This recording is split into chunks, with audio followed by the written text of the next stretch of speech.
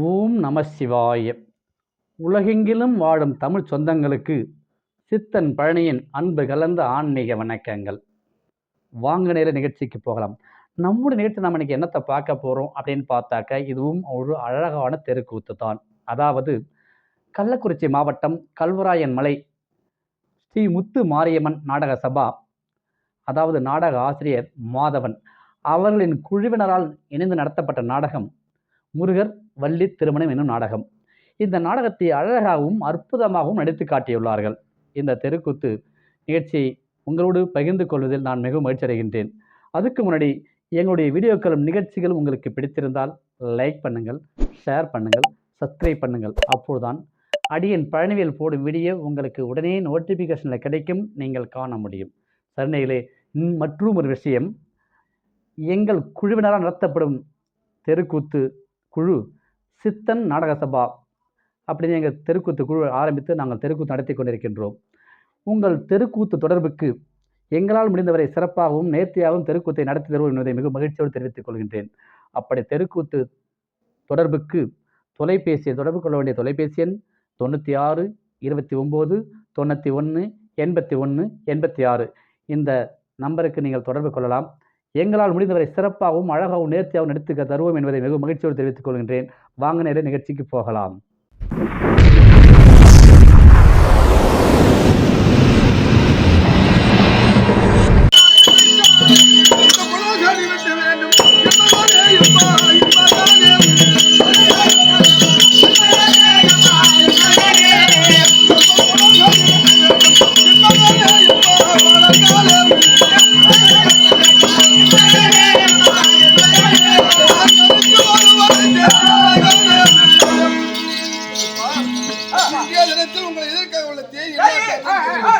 நம்முடைய நாட்டில் அடிவாரம் சென்று மலை அடிவாரம் சென்று காடுகள் வெட்ட வேண்டாம், காடை வெட்ட வேண்டும். காடை வெட்டி அதையெல்லாம் கொளுத்தி விட்டு அதை கல் பொறுக்க வேண்டும். கல் பொறுக்கி அதையெல்லாம் பயிரிட வேண்டும். அப்படி ஒவ்வொரு வேலையை செய்து வருகிறீர்களா?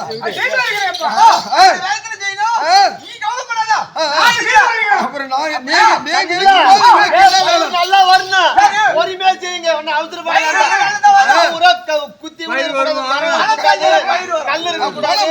நம்ம இருக்கக்கூடிய நீதி நேரி தவறாம இருக்கின்றோம். நம்முடைய நாட்டில் மலையெல்லாம் ஜாமமாக இருக்கும்.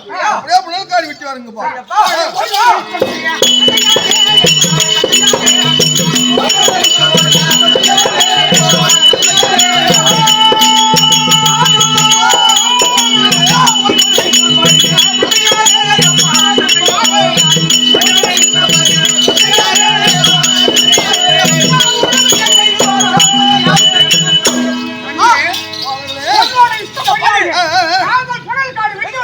அப்படியானால் சீக்கிரம் சென்று வெட்டி வாருங்களா.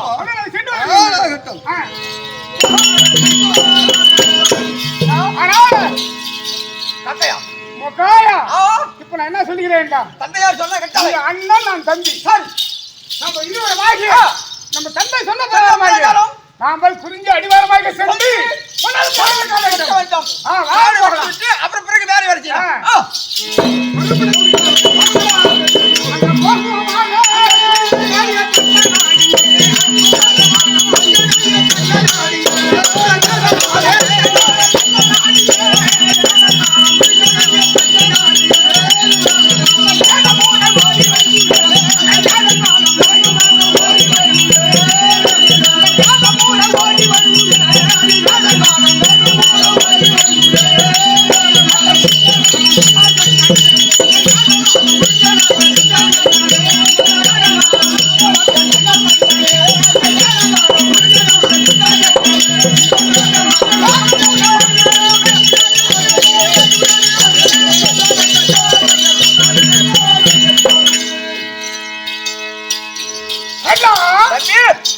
இப்போ நாம எங்க வந்து விட்டோம்? அடிவாரம் வந்து விட்டோம். குறிஞ்சி நிலம் அடிவாரமாக வந்து விட்டோம். எந்த அடிவாரங்க? குறிஞ்சி நிலம். அப்படி சொல்லுங்க. இப்போ எதுக்கு வந்து நிலம் அடிவாரமாக நாங்க வந்து விட்டோம். வாங்க வந்துறோம். இப்ப கால் எனக்கு தந்தை சொன்ன பிரகாரமாக நீ பேசுங்க.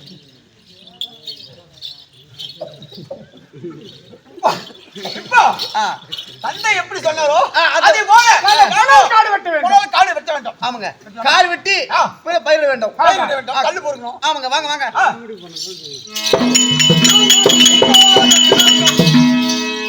அந்த காடிகள் வெட்டினாலே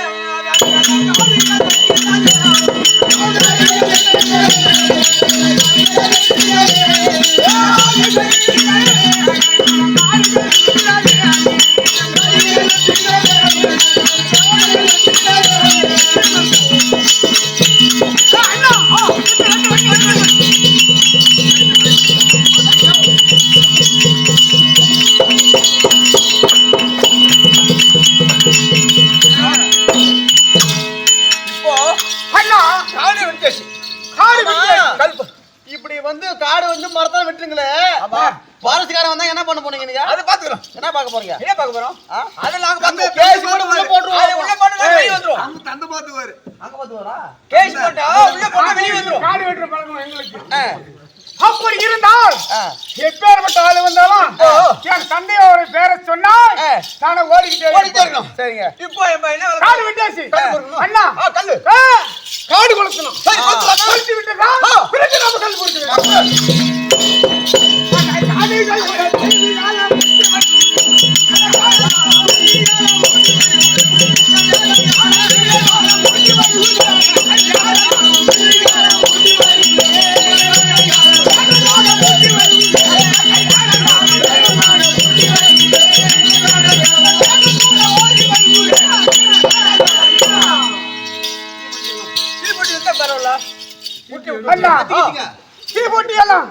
மறந்து விட்டு வந்து இப்போ காடு கொளுத்தி விட்டோம். காடு வந்துருச்சா? இப்போ கல்லு பொறுக்க வேண்டும்.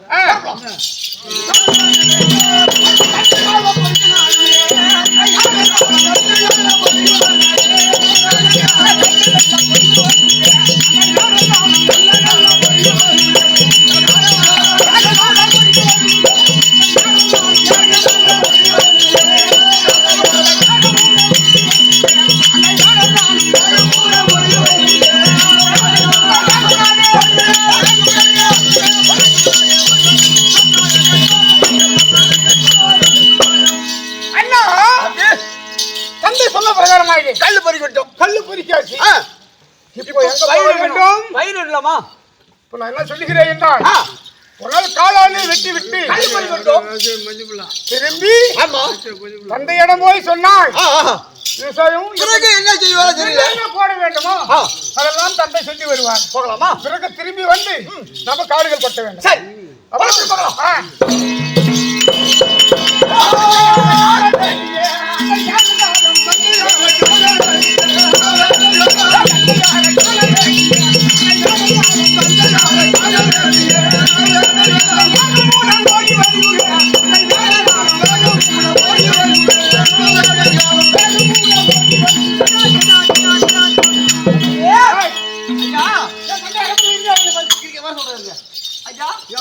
போன பிள்ளை வந்துருச்சுங்க. போன பிள்ளை வந்துட்டாங்களா? அதுக்குள்ள வேலை எல்லாம் முடிஞ்சு விட்டதா? எப்பேற்பட்ட ஆளுங்க அவரு? இந்த மலையை அடுமணி மலையை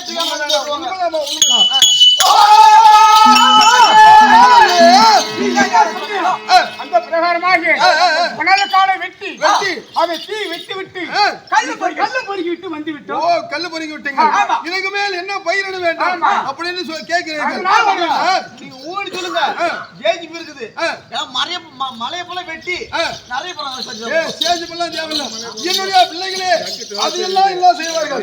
அதாவது கண்பு சோளம் கேவிராகி சாமா தேனை இப்படி 9 நவதானிகளும் கூட்டி அந்த காட்டை ஏதாவது பயிரிட வேண்டும். அதுதான் 9 நவதானியமாக கூட்டி நம்மளுடைய இடத்தில் பயிரிட வேண்டும் என்று தெரிவிக்கிறார். அது பிரகாரமாக நானும் அண்ணனும் சென்று வருகிறோம். ஆசைகள்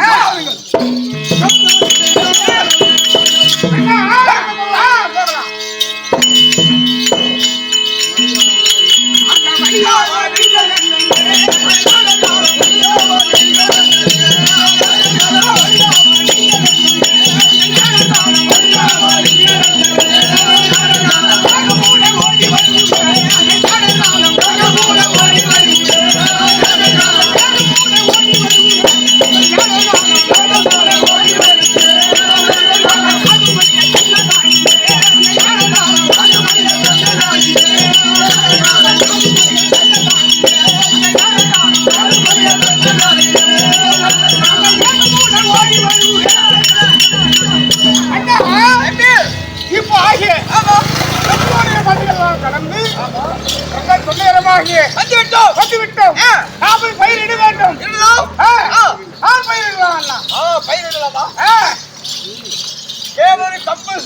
ஆமா. இதுகளெல்லாம் எல்லாம். ஒவ்வொரு நவதானியமாக நம்ம போட வேண்டும். போடலாம். அப்படி இறக்கி விடலாம்.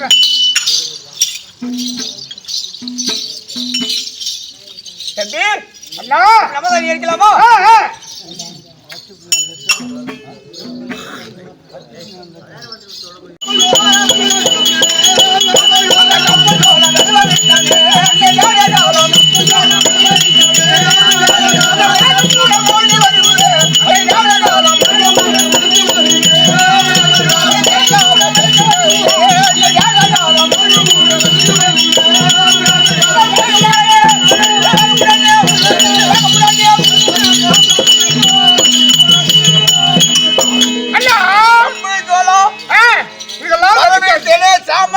இதுகளெல்லாம் வெச்சு விட்டோம். ஆமா.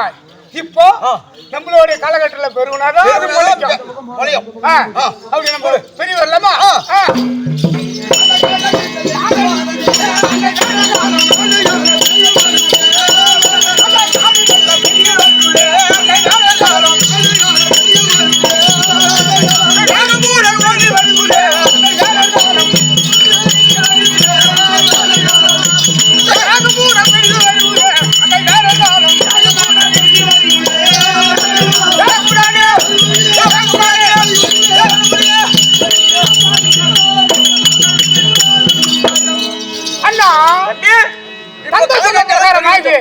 ஒன்பது நவதானியமாகி போட்டு விட்டோம். நம்மளுடைய இடத்தில் போட்டு ஆடாகி பெரியாசி. ஆமா. மேலும் மலைகள் வந்தால் அது பயிர் மேல இருந்து மழை பொழிந்தால் பயிர் மேல வரும். பயிர் மேல வரும். ஆமா. அதுக்கு பிறகு பார்க்கலாம். தந்தையிடம் போய் சொல்ல வேண்டும். போகலாமா?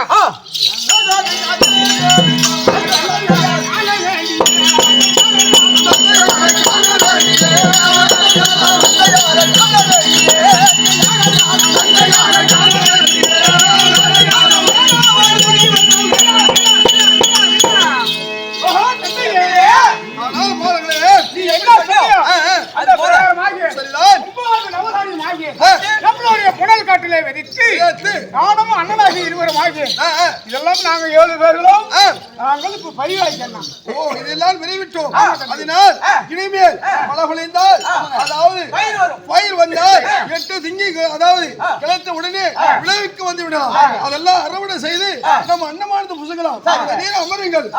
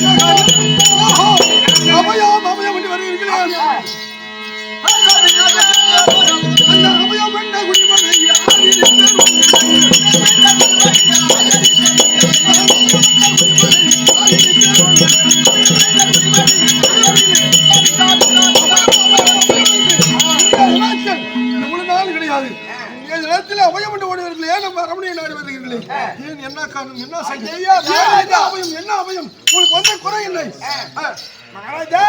நாங்க பயிரிட்டோம். கேழ்விறகு, நெல்லு, இது 30 இது எப்படி என்றால் 9 நவதானியங்களும் பயிரிடும் போது பதவிக்கு வர நேரத்தில் எங்களுடைய பன்றி மான் கூட்டங்கள் எல்லாம் எங்களுடைய பயிரெல்லாம் கழித்து விட்டதே ஐயா. நீங்கள் வயிற்று சிவன் ஓட்டுவதற்கே வழி இல்லையே.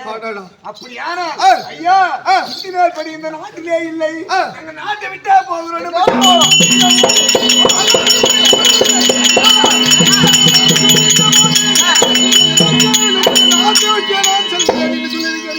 சரிதான்.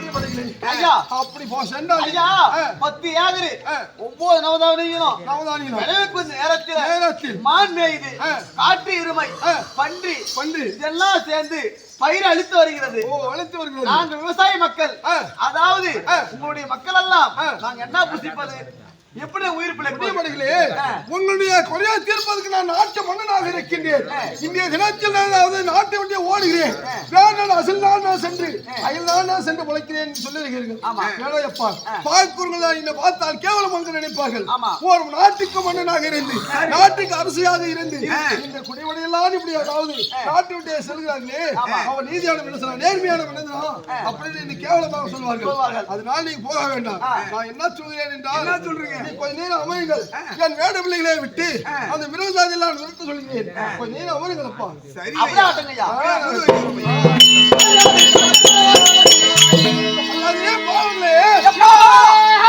இப்போ நம்முடைய நாட்டில் இருக்க ஒரு குடிமக்கள் யாவற்றுமானவர்களும் என் நிலத்தில் வந்து முறையிட்டு இருக்கார்கள். எப்படி என்றால், அங்க இருக்கக்கூடிய பன்னி, முயல், காட்டு யானை, இப்படி சீவல்லாம் நிறைய, அதாவது மயில் கூட்டங்களும் மான் கூட்டங்களும் நம்முடைய நவதானிகள் எல்லாம் அழிக்கிறது. நம்ம எப்படி நான் அன்னங்கள் புதுவது அப்படி என்று இடத்தில் முறையிட்டார்கள். அதனால நீங்க சென்று அங்கு வேட்டையாடி அந்த மிருகஜாதி எல்லாம் விரட்ட வேண்டும். சென்று வருகிறீர்களா?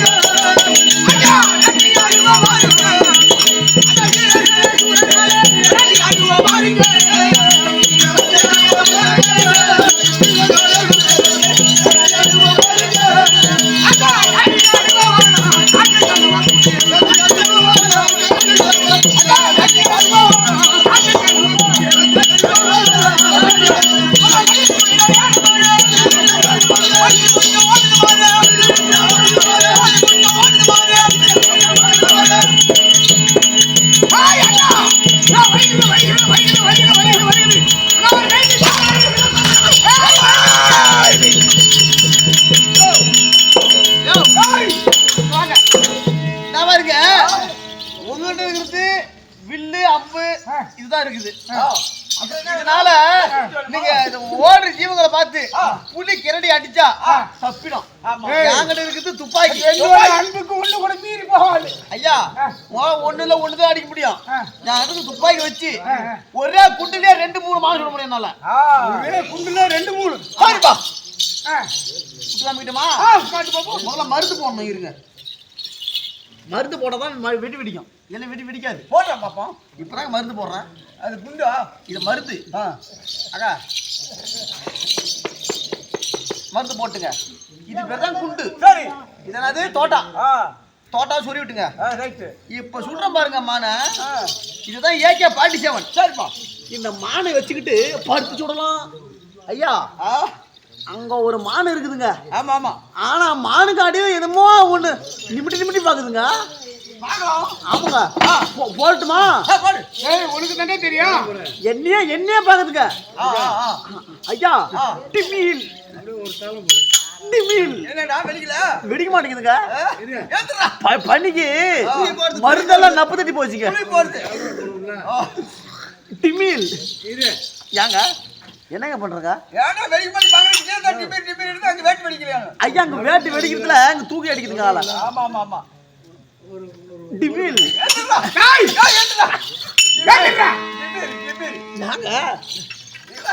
எத்தனை மாடு உழுதுச்சு, எத்தனை சிங்கம் உழுதுச்சு போய் பாருங்க. அதை பார்த்துட்டுனா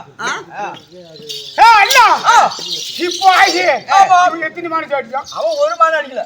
ஒரு மாடு அடிக்கல. அங்க எல்லா சிங்க புலிக்காரங்க நாக்கு கொடுத்தாங்க. இப்போ நாங்க போய் சாய்க்கிறோம் பாரு. சாய்ங்க.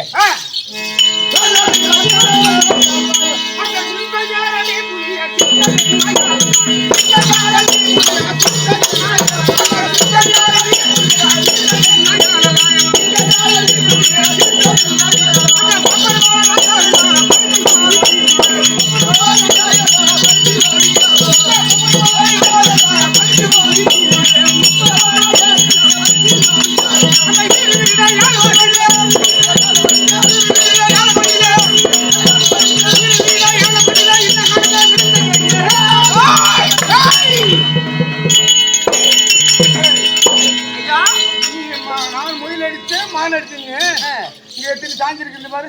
பாருங்க. இந்த பக்கம் போல யானைங்க. இந்த பக்கம் பாரு. இந்த பக்கம் போல சிங்கம். இந்த பக்கம் போல புலி.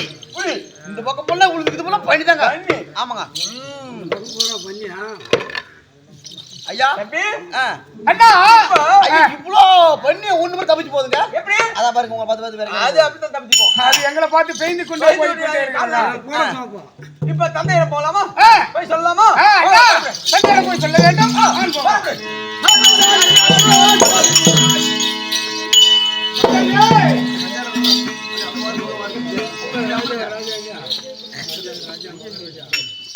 அண்ணா இப்போ நாம வேட்டி ஆடி விட்டோம். ஆமா அமர்ந்து அப்புறமா பிறகு போகலாம். அதாவது குறிஞ்சி நிலத்தை அதாவது பிளக்காய் வெட்டி 9 விவசாயிகளை விதித்து அதோட வர நேரத்தில் சிங்கம் புலி காட்டு யானை பண்டிகள் எல்லாம் விவசாய பயிரை நாசம் செய்கிறது என்று அதாவது நம்பியதன் மகனாகி 7 வேட பிள்ளைகளும் அதாவது காட்டு யானைகளை விடுத்து செல்ல சமயத்தில் வைகுந்தமே ஆண்டக்கூடிய அதாவது பகவான் வர போகிறார். அவர் வந்தா சகல விஷயம் தெரிந்து கொள்ளலாம். கிருஷ்ண சபைக்கு தருவார்.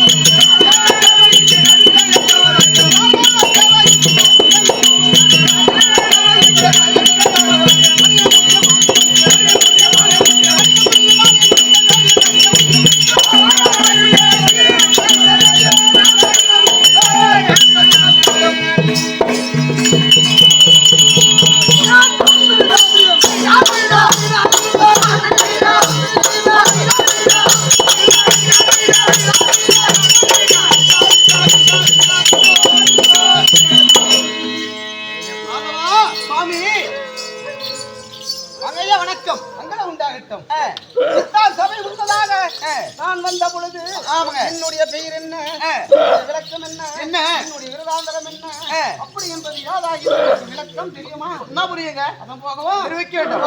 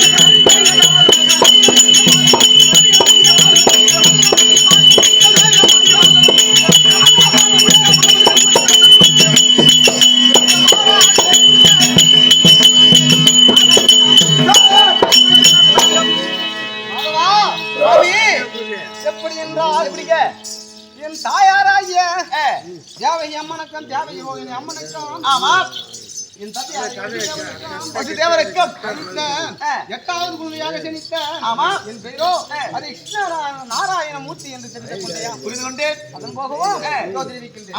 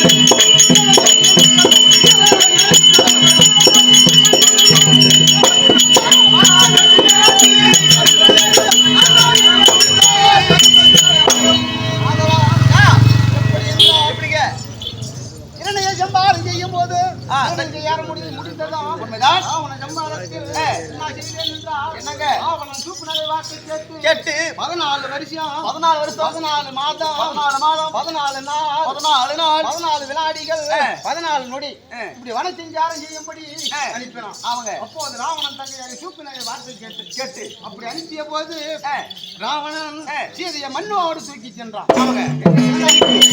ஆமா அப்படி இலங்கைக்கு தூக்கி செல்லும் போது நான் என்ன செய்வேன் தெரியுமா? என்னங்க? ஆஞ்சநேயரை நெப்பு கொண்டு வாலியை வதைத்து சுக்ரீவனை அடித்து 72 வல்லவான சேனைகளோடு செதுவை அணைகட்டி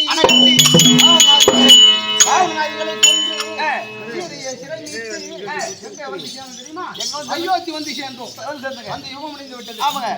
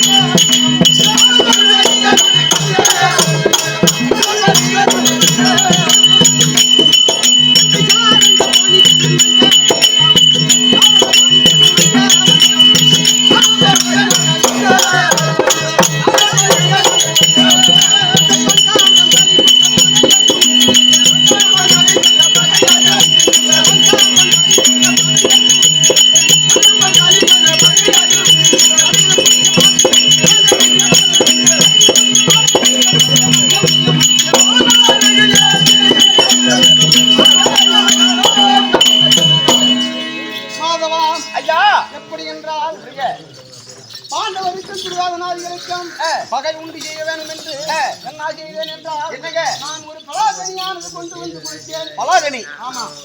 அப்படி பலாக்கனியானது கொண்டு வந்து கொடுக்கும் பொழுது அந்த பலாக்கனியானது இரண்டாக பிளந்து பார்க்கும்போது 105 கிளையாக